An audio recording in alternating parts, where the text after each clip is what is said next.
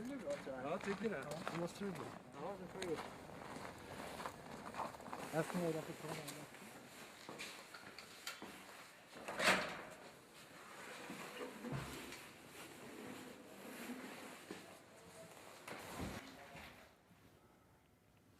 Welding generates gases and fumes.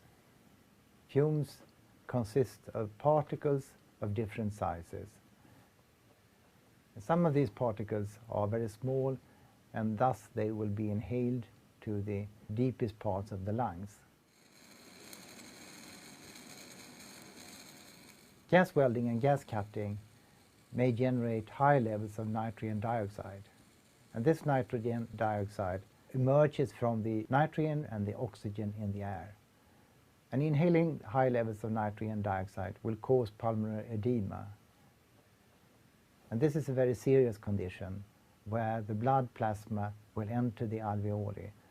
So persons will be drowned by their own blood.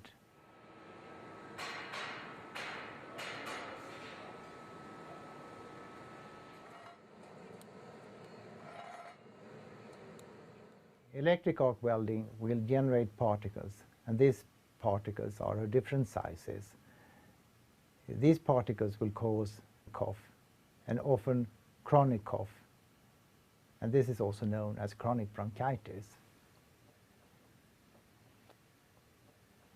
Welding in zinc-coated steel or galvanized steel may cause fever. This is called zinc fume fever. A low grade of inflammation may also be caused by inhalation of other types of particles. And this type of low-grade inflammation has been associated with coronary heart disease.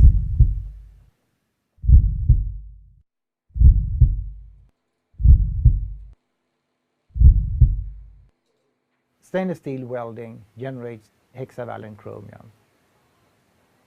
Hexavalent chromium is known to cause asthma and lung cancer. There are other types of exposures that may cause asthma, and particular welding in polyurethane coated steel or pipes coated with polyurethane foam.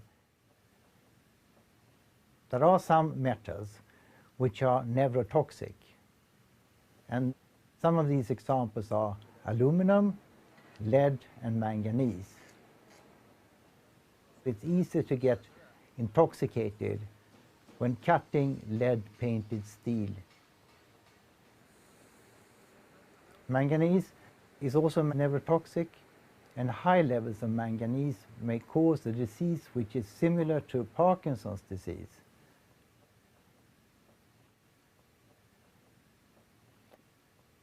It is important that the welders are protected from these gases and particles.